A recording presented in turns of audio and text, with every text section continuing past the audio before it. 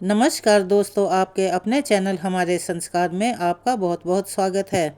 आज हम आपके लिए लेकर आए हैं गीता जयंती के अवसर पर संपूर्ण भगवत गीता सार। लेकिन उससे पहले अगर आप हमारे चैनल पर नए हैं और अभी तक आपने चैनल को सब्सक्राइब नहीं किया है तो आप सभी से हाथ जोड़कर निवेदन है, प्लीज़ हमारे चैनल को सब्सक्राइब करें, वीडियो को लाइक करें, ज़्यादा से ज़्यादा शेयर करें ताकि यह कथा, यह जानकारी और लोगों को भी लाभ पहुंचा सके। बेल आइकन को दबाना ना भूलें ताकि हमारी आगे आने वाली वीडियो की जानकारी आपको नोटिफिकेशन के जरिए मिल जाया करे। परम पिता परमेश्वर की कृपा आप सभी पर हमेशा बनी रहे। बुराइयों से सभी दूर रहें, अच्छाइयों की तरफ को अग्रसर रहें। यही हमारी इस वीडियो का उद्देश्य है और इसमें जीवन जीने की कला और सभी प्रश्नों का हल भी मिलेगा। तो कमेंट्स बॉक्स में आप जय श्री कृष्णा, हर हर महादेव लिखना ना भूलें।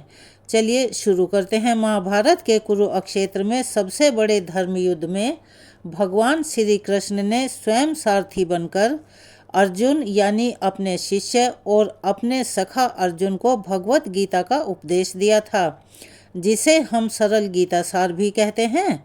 5000 साल बीत जाने पर भी भगवत गीता के उपदेश आज भी हम सभी के जीवन में उतनी ही महत्वपूर्ण हैं।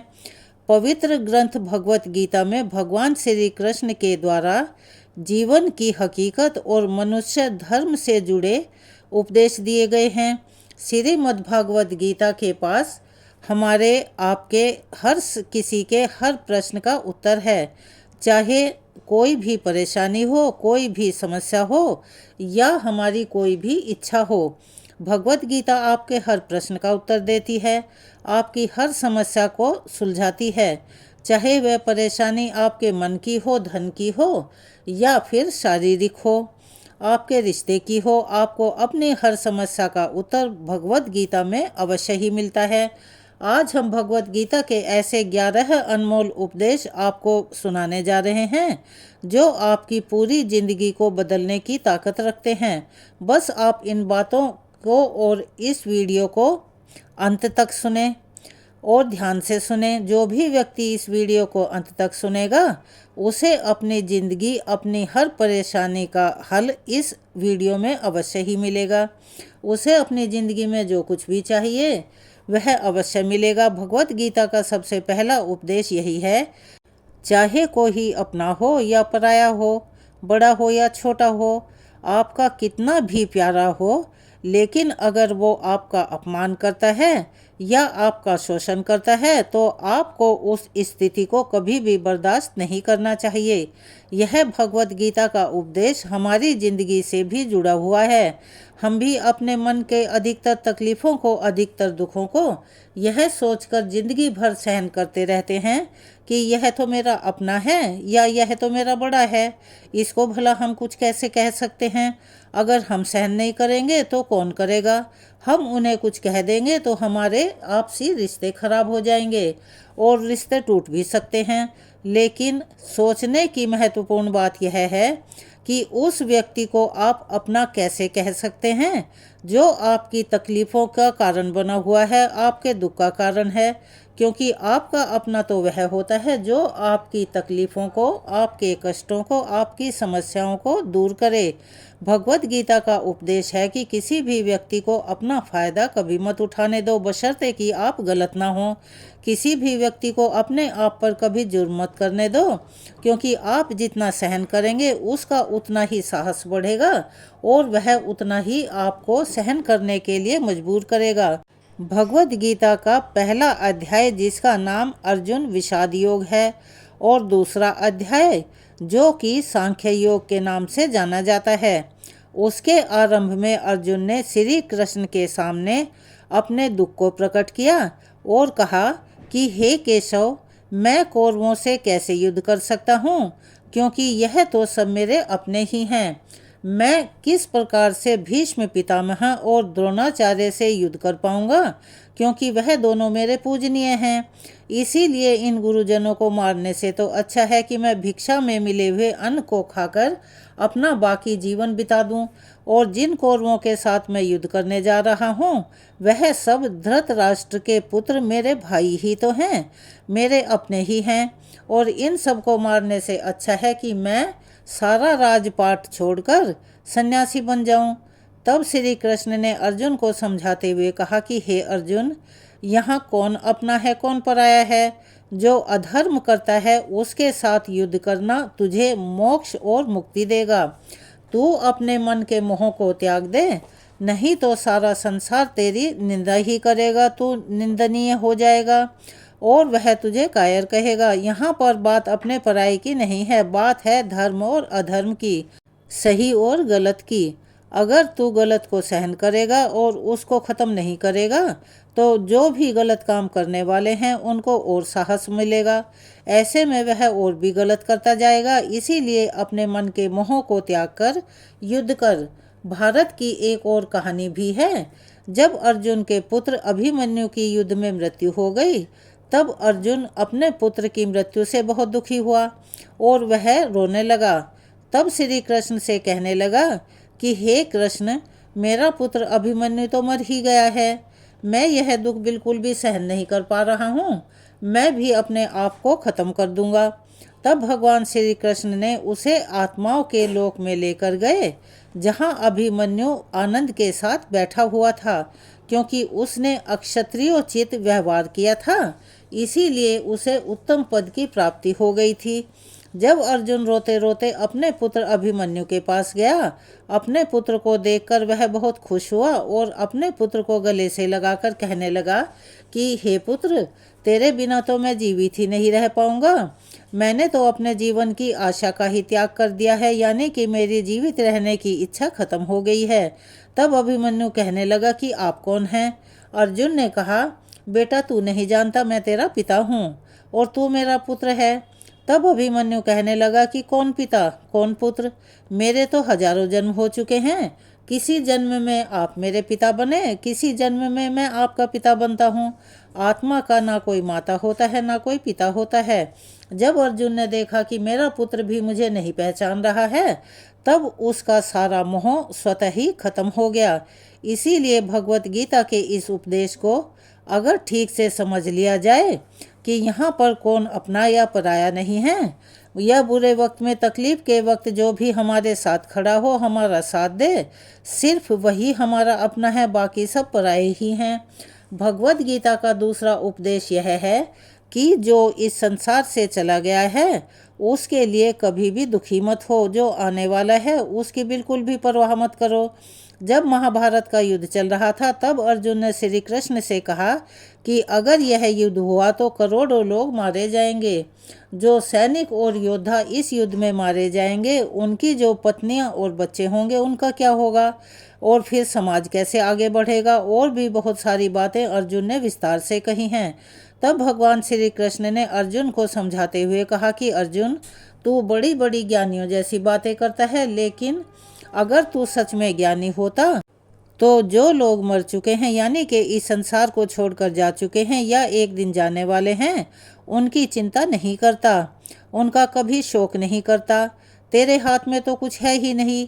यह एक अटल सत्य है कि जिनका जन्म हुआ है उनकी मृत्यु भी निश्चित है। तू चाहकर भी कुछ भी नियंत्रित नहीं कर सकता। जीवन और मरण यह तो प्रकृति का नियम है। इसीलिए जो ज्ञानी होता है वह किसी के मरने पर नहीं रोता। ज्ञानी जन ना ही बीते हुए कल का शोक करते हैं और ना ही आने वाली कल की चिंता करते हैं। इसीलिए जो होने वाला है वह तो होकर रहेगा ही, और जो नहीं होने वाला है वह कभी नहीं होगा। जिसको यह विधि का विधान समझ में आ जाता है यानी कि उसकी बुद्धि में बैठ जाता है, उसे कभी कोई भी किसी प्रकार की चिंता परेशान नहीं करती और कोई दुख भी परेशान नहीं करता। यही चीज़ें हमारे सारे दुखों का कारण है। चिंता यही है, दुख यही है। हम जो वक्त गुजर चुका है उसे सोच सोच कर लगातार परेशान होते रहते हैं या फिर भविष्य की चिंता करके खुद को बीमार कर लेते हैं और ख़त्म कर देते हैं। भगवत गीता का ज्ञान हमें यही सिखाता है कि ना तो हम बीता हुआ कल बदल सकते थे और ना ही आने वाले कल पर अपना नियंत्रण रख सकते हैं। हमारे हाथ में सिर्फ और सिर्फ वर्तमान है कि जिस दिन हमें कर्म करना है उसका फल हमें कब मिलेगा वो भी हम नहीं जानते, और आज का ही वह पल है जिसमें हम अपने अच्छे कर्म कर सकते हैं। 100% तनाव और चिंताएं तो भूतकाल और भविष्य काल के बारे में सोचते रहने से हमारे अंदर बैठ जाती हैं। हमेशा हम उसी में जीते रहते हैं और अपने वर्तमान को जीना भूल जाते हैं। हम इस पल को कभी नहीं जीते। जब आप वर्तमान का पूरा आनंद लेना सीख जाओगे, उसी क्षण उसी समय से आपका तनाव स्वतः ही खत्म होना शुरू हो जाएगा। वर्तमान में जीना एक बहुत बड़ी उपलब्धि है। हमारे हाथ में सिर्फ आज का ही ये समय है। हमें जो भी करना है, अच्छा करना है, बुरा करना है, आज ही करना है। कभी भी यह सोचकर अपने समय को बर्बाद ना करो कि अभी मेरे पास बहुत सारा समय बचा हुआ है। इसके उदाहरण के लिए हम आपको एक कथा सुना रहे हैं। एक बार एक गुरुजी ने अपने एक शिष्य को पारस का एक पत्थर दिया। उनका वह शिष्य बहुत ही आलसी था, हर काम को आने वाले कल पर टाल दिया करता था। तब गुरुजी ने उसे सीख देने के लिए एक पारस का पत्थर दिया और कहा कि मैं तुझे पारस पत्थर दे रहा हूँ। इस पारस पत्थर से जब तू लोहे को स्पर्श करेगा तो वह लोहा सोना बन जाएगा। वह पारस पत्थर मैं तुझे 1 महीने के लिए दे रहा हूँ। जब 1 महीने का समय समाप्त हो जाएगा तब मैं तुझसे यह पारस पत्थर वापस ले लूँगा। तब तक तू इस पत्थर को अपने पास ही रख। गुरुजी का वह आलसी शिष्य बाजार में लोहा खरीदने के लिए गया। जब बाजार में वह लोहा खरीदने पहुंचा तो उसे लोहे का दाम बहुत ज़्यादा लगा। तो उसने कहा कि चलो कोई बात नहीं, अभी तो 1 महीना पड़ा है, थोड़े दिन के बाद रुककर खरीद लूँगा जब लोहे का दाम कम हो जाएगा। लेकिन उसकी बुद्धि में यह बात बिल्कुल नहीं आई कि मैं इस लोहे को ही सोना बनाकर उससे कई गुना अधिक धन प्राप्त कर सकता हूँ। लेकिन उसके मन की सुस्ती, उसके मन का आलस्य, उस कारण उसने उस काम को आने वाले कल पर टाल दिया। ऐसा करते करते पूरा 1 महीना कब समाप्त हो गया उसे पता ही नहीं लगा। फिर गुरुजी अपने उस शिष्य के पास पहुँचे कि बताओ तुमने इस 1 महीने में कितना सोना बनाया। तो उसका शिष्य बोला कि गुरुजी मैंने तो अभी सोना बनाना शुरू भी नहीं किया। तब गुरुजी कहने लगे कि मुझे अब वह पारस पत्थर वापस चाहिए। शिष्य कहने लगा नहीं गुरुजी, मुझे आप थोड़ा सा समय और दे दीजिए, मैं थोड़ा सा सोना बनाना चाहता हूँ। गुरुजी ने कहा कि यह पारस पत्थर पूरा 1 महीना तेरे पास था लेकिन तू कुछ भी नहीं कर पाया, और अब जो समय मैंने तुझे दिया था वह समाप्त हो चुका है। तो हमें इस कहानी से सीख मिलती है कि काल करे सो आज कर, आज करे सो अब, पर में प्रलय होएगी बहुरी करेगा कब। ठीक इसी तरह से हमारा जीवन भी है। यह समय ही हमारा पारस पत्थर है। हम समय के एक एक पल से अपने जीवन को सोना बना सकते हैं, लेकिन हमें तो यही लगता है कि हमारे पास तो अभी बहुत सा समय बचा हुआ है। अभी तो हमें अपने आने वाले भविष्य के बारे में बहुत कुछ करना है, बहुत सी योजनाएं बनानी हैं। अपने भविष्य के लिए हमें बहुत कुछ कमा कर रखना है। बस इसी चिंता में हम अपने वर्तमान को भी खराब कर लेते हैं और व्यर्थ में गंवा देते हैं। भगवत गीता का यह ज्ञान हमें सिखाता है कि आप आज में जीना सीखो, इस पल में जीना सीखो। भगवत गीता का तीसरा उपदेश यह है कि मौत से डरना बिल्कुल बेकार है। श्री कृष्ण गीता में कहते हैं कि यह संसार मृत्युलोक है, जिसका भी जन्म हुआ है वह एक ना एक दिन मरेगा अवश्य ही। जिसका आरंभ हुआ है उसका अंत भी पहले ही लिखा जा चुका है। हम में से कोई भी उसे नहीं रोक सकता। जैसे हम रोज कपड़े बदलते हैं, ठीक वैसे ही हमारी आत्मा भी नया शरीर धारण करती है। मृत्यु सिर्फ शरीर की होती है। इस जीवन का एक नया आरंभ मृत्यु है और इस जीवन का अंत नहीं है। आत्मा कभी नहीं मरती, ना ही कोई व्यक्ति आत्मा को मार सकता है। मनुष्य को अपनी मौत का डर सबसे ज़्यादा लगा रहता है। मौत का दुख भी इंसान को सबसे अधिक होता है। एक बार एक पेड़ पर 2 पक्षियों का जोड़ा रहता था। उन दोनों को एक दूसरे से बहुत प्यार था। उन्होंने साथ साथ जीने मरने की कस्में खाई थी। एक बार एक शिकारी उस पेड़ के पास आया। उसने एक तीर चलाकर वहां पेड़ पर बैठे हुए मादा पक्षी को मार दिया। लेकिन वह अकेला नर पक्षी रोने लगा, कहने लगा कि मैं तुम्हारे बिना कैसे जीऊंगा। तुम्हारी जगह मुझे मृत्यु आ जाती, मेरा जीवन तुमको मिल जाता। इस तरह वह विलाप करने लगा। रो रो कर वह जोर जोर से विलाप कर रहा था। इतने में ही उस शिकारी ने दूसरा तीर चलाया और उस नर पक्षी को भी मार गिराया। वास्तविकता में यह कहानी हम सब की है ठीक उसी तरह यदि हमारा कोई घनिष्ठ मित्र मर जाता है या हमारा कोई अपना जिसे हम बहुत प्यार करते हैं, तो हम भी रोते रहते हैं और यही कहते रहते हैं कि इसकी जगह हम ही मर जाते। मरना तो सभी को है, लेकिन यह नहीं पता कि एक ना एक दिन हम सबका भी जीवन समाप्त हो जाएगा। हम भी उसी मृत्यु के पेड़ पर बैठे हुए हैं, लेकिन शरीर का मिटना हमारा अंत नहीं है। श्री कृष्ण अर्जुन से कहते हैं कि हे अर्जुन, तेरे और मेरे अनंत जन्म हुए हैं जिनकी गिनती नहीं हो सकती। तुझे कुछ भी याद नहीं, लेकिन मुझे सब कुछ याद है। जो व्यक्ति इस सत्य को समझ लेता है कि मैं यहाँ इस संसार में कुछ क्षणों, कुछ दिनों, कुछ सालों के लिए आया हूँ और कुछ समय के लिए आया हूँ, तो उसकी ज़िंदगी के सारे दुख और सारी चिंताएं और झगड़े स्वतः ही समाप्त हो जाते हैं। जब इस संसार से जाना ही है तो दुख किस बात का। प्राचीन समय की बात है, पहले जमाने में साधु महात्मा लोग पैदल यात्रा किया करते थे। यात्रा करते करते वह एक नगर में पहुँचे। एक साधु महात्मा इसी तरह नगर में पहुँचते हुए बहुत थक चुके थे। उस नगर में उन्होंने एक महल देखा। उन्होंने इस महल में जाकर विश्राम करने के बारे में विचार किया। वह महल के अंदर गए और जाकर सो गए। जब उस महल में वहाँ का राजा पहुँचा तो अपने पलंग पर उस महात्मा को सोता हुआ देखकर बड़ा हैरान हुआ। राजा ने उस महात्मा से पूछा कि तुम मेरे महल में अंदर कैसे घुस आए हो और मेरे बिस्तर पर मुझसे बिना पूछे ही सो रहे हो। महात्मा ने कहा कि हे राजा, यह तुम्हारा महल है, मुझे तो लगा यह धर्मशाला है। तब राजा ने कहा कि आपको मेरा महल धर्मशाला क्यों लगा। तो महात्मा ने राजा से प्रश्न किया कि तुमसे पहले इस महल में कौन रहता था। तो राजा बड़े ही विनम्र स्वभाव में और विनम्र वाणी में बोला कि मुझसे पहले मेरे पिता यहाँ पर रहते थे, उससे पहले मेरे दादाजी यहाँ रहा करते थे। महात्मा ने उससे फिर प्रश्न किया कि राजन, तो एक बात बताओ, क्या तुम इस महल में हमेशा रहोगे या फिर तुम्हारे बाद भी कोई और रहेगा। तो राजा ने कहा, महात्मन, मेरे बाद तो मेरा पुत्र इस महल में रहेगा। तब महात्मा ने राजा से कहा कि राजन, जिस जगह पर रहने वाले लोग बार बार बदल जाते हों, उसको आप घर कैसे कह सकते हो। वह तो धर्मशाला ही हुई ना। इसीलिए तेरे महल को धर्मशाला समझकर ही मैं इसमें रात बिताने के लिए आ गया। जैसा कि इस दोहे से पता लगता है, धर्मशाला जान जग को जीव सब मेहमान हैं, मोह किससे मत करो सब स्वप्न का सामान है। अगर हर प्राणी, हर इंसान इस बात को समझ ले कि यहाँ हम कुछ समय के लिए आए हैं और आनंद करने के लिए आए हैं, खुश रहने और खुशियाँ बांटने के लिए आए हैं, तो हमारे सारे दुख स्वतः ही समाप्त हो जाएंगे। लेकिन जब हम अपना मोह यहाँ नश्वर चीज़ों से बढ़ा लेते हैं और हर चीज़ पर दावा करते हैं कि यह तो मेरा है, मैं इसे छोड़ नहीं सकता, इसके बिना मैं जी नहीं सकता, इसी तरह सोचते सोचते मोह माया के कारण हमारा जीवन दुखों से भरता चला जाता है। इसीलिए श्री कृष्ण ने भगवद गीता में कहा है कि मृत्यु के भय को त्याग कर जीवन का प्रतिपल आनंद लेना चाहिए। भगवद गीता का चौथा उपदेश मन और विचारों को नियंत्रित किए बिना जीवन में कभी भी शांति और सुकून मिलने वाला है ही नहीं।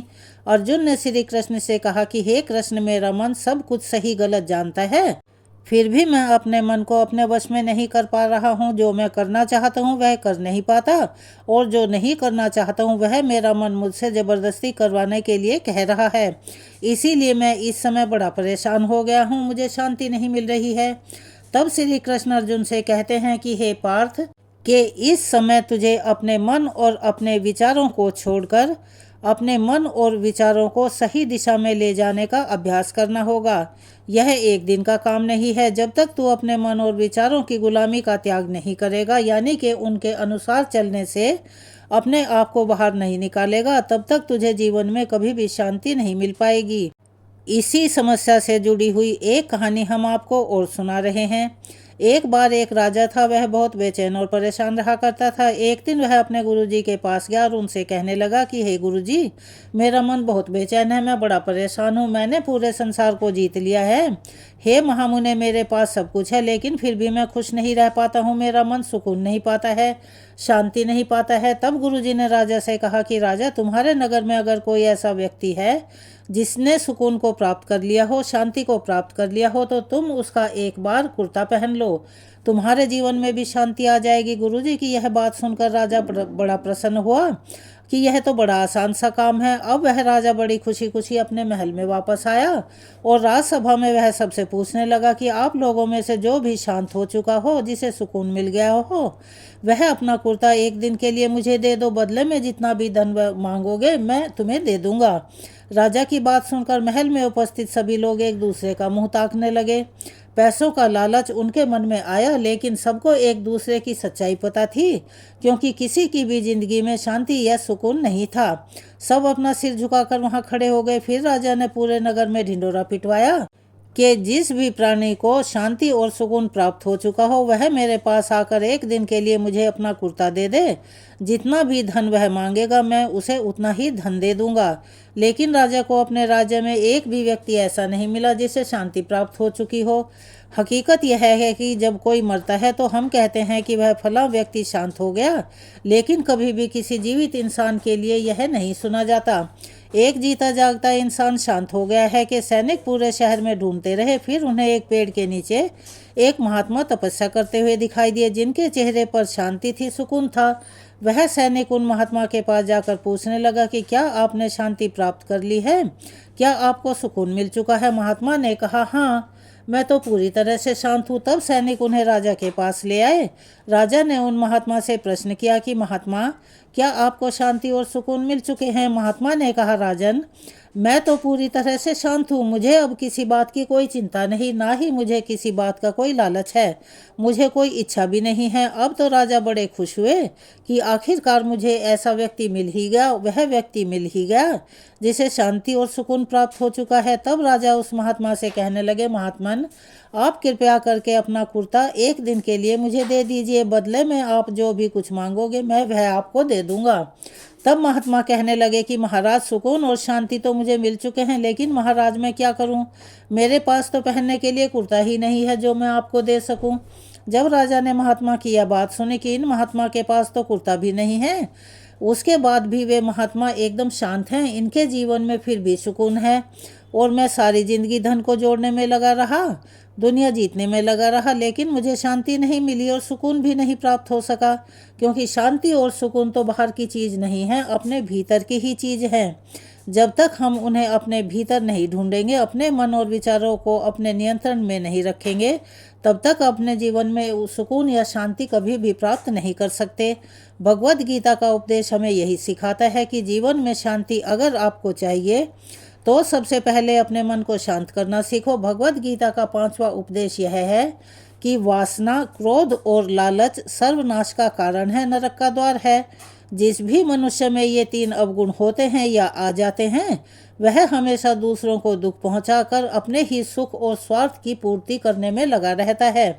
किसी भी चीज़ की हद से ज़्यादा इच्छा करना, कामना करना, क्रोधी स्वभाव का होना, मन में लालच होना उसके जीवन के सारे सुखों को नष्ट कर देते हैं, उसके सारे रिश्तों को जहर से भर देते हैं।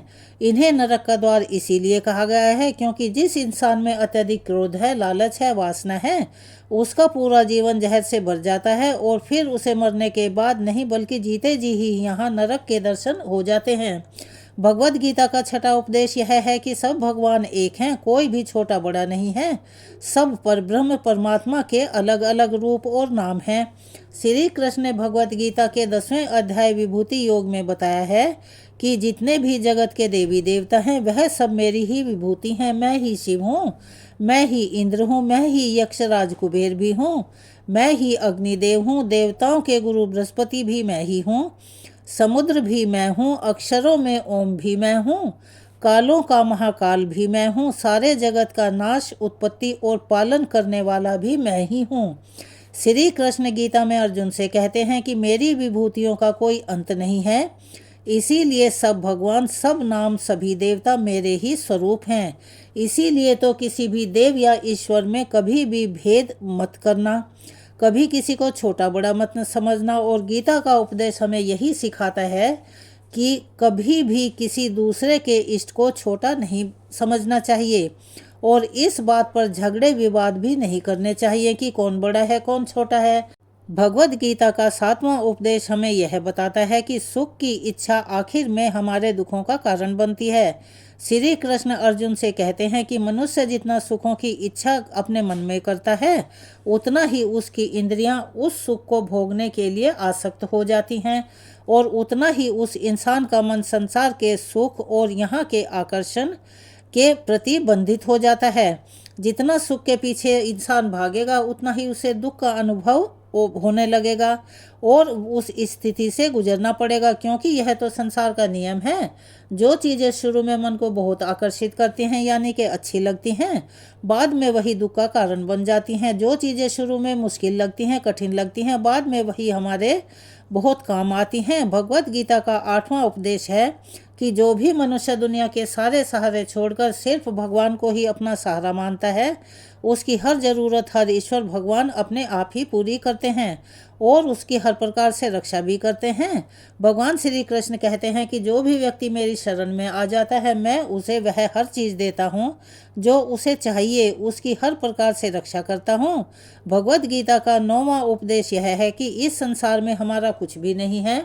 भगवत गीता का सार में आपने कई बार यह सुना होगा कि तुम्हारा क्या गया जो तुम रोते हो, तुम क्या लाए थे जो तुमने खो दिया, तुमने क्या पैदा किया जो नष्ट हो गया, तुमने क्या लिया, जो लिया यहीं से लिया, जो कुछ भी दिया यहीं पर दिया। जो आज तुम्हारा है वह कल किसी और का होगा, क्योंकि परिवर्तन ही इस संसार का नियम है। कल तक जिसके बिना आप जी नहीं सकते थे, आज उनसे कोई रिश्ता नहीं है, आप बातचीत तक नहीं करते। कहाँ गए वह जीवन भर के सारे रिश्ते, वह सारे दोस्त जो साथ जीने मरने की बात करते थे, और आज पता भी नहीं कि वह लोग कहाँ कहाँ चले गए हैं। यह संसार परिवर्तनशील है, यहाँ सब कुछ बदल जाता है, लोग भी बदल जाते हैं, रिश्ते भी बदल जाते हैं। तो हमारा और हमारा शरीर भी हर दिन बदल रहा है, बचपन से जवानी, जवानी से बुढ़ापा, फिर एक दिन भी यह शरीर हमारा साथ छोड़ देता है। फिर किसके लिए रोना, किस बात की चिंता करना। हमारी सारी जिंदगी चीज़ों को, रिश्तों को, जिंदगी को बनाने, सजाने, संवारने में लगी रहती है। फिर एक ही दिन, एक ही क्षण में वह सब कुछ खत्म हो जाता है।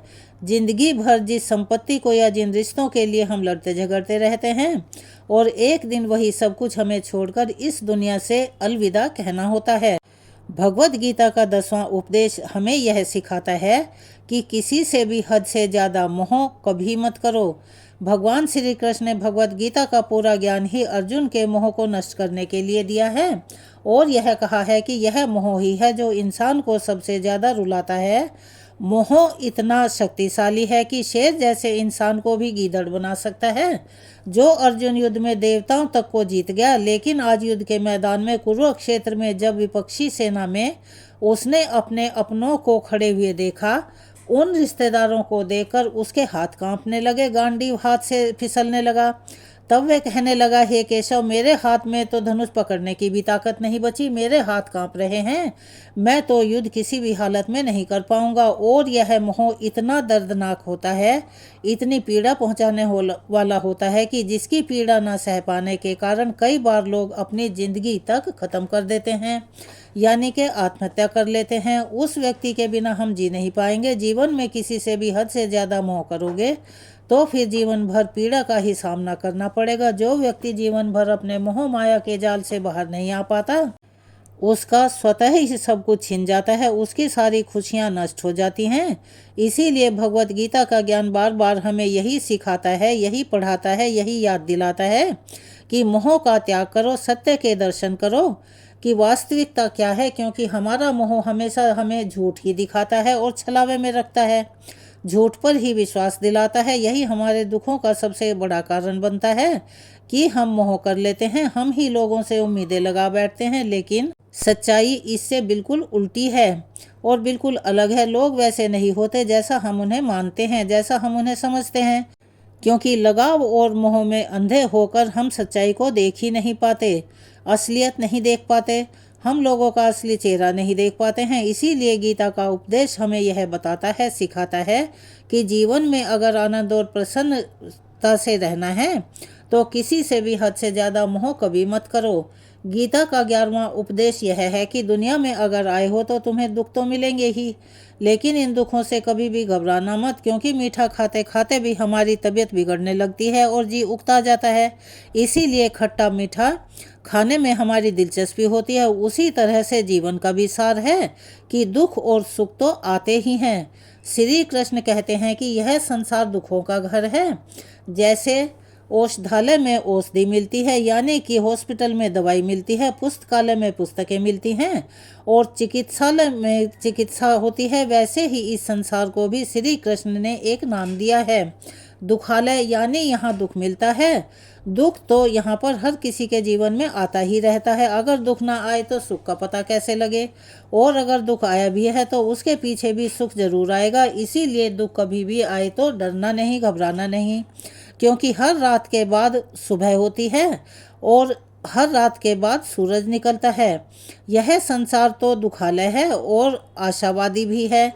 आशावादी इसलिए कह सकते हैं यहाँ पर कुछ भी स्थिर नहीं है, सब कुछ बदल जाता है। सुख के बाद दुख, दुख के बाद सुख लगे ही रहते हैं। भगवत गीता का यह उपदेश हजारों साल पुराना है, लेकिन आज भी नया है। पूरे विश्व में भगवत गीता को ही सबसे ज़्यादा पढ़ा जाता है और पढ़ा गया है, लेकिन सबसे कम समझा गया है। और अगर कोई व्यक्ति भगवत गीता के इन उपदेशों को ठीक से समझ ले, उसे अपनी ज़िंदगी में उतार ले, तो यह बात 100% पक्की है और सत्य है कि वह अपनी ज़िंदगी में जो कुछ भी चाहता है हासिल कर सकता है। वह अपने जीवन की हर समस्या अपने ही आप एक ही क्षण में ख़त्म कर सकता है और उससे बाहर निकल सकता है।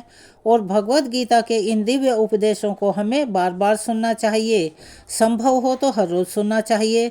जब भी जीवन में कोई परेशानी, कोई दुख आए तो एक बार आप भी इस उपदेश को जरूर सुने। मन में यह विश्वास जरूर रखें कि गीता का यह उपदेश आपकी ज़िंदगी, आपकी हर परेशानी, आपके हर कष्ट को मिटाएगा और आपको राह अवश्य ही दिखाएगा। भगवत गीता हमारे ही देश में नहीं, विदेशों में भी पढ़ी और सुनी जाती है।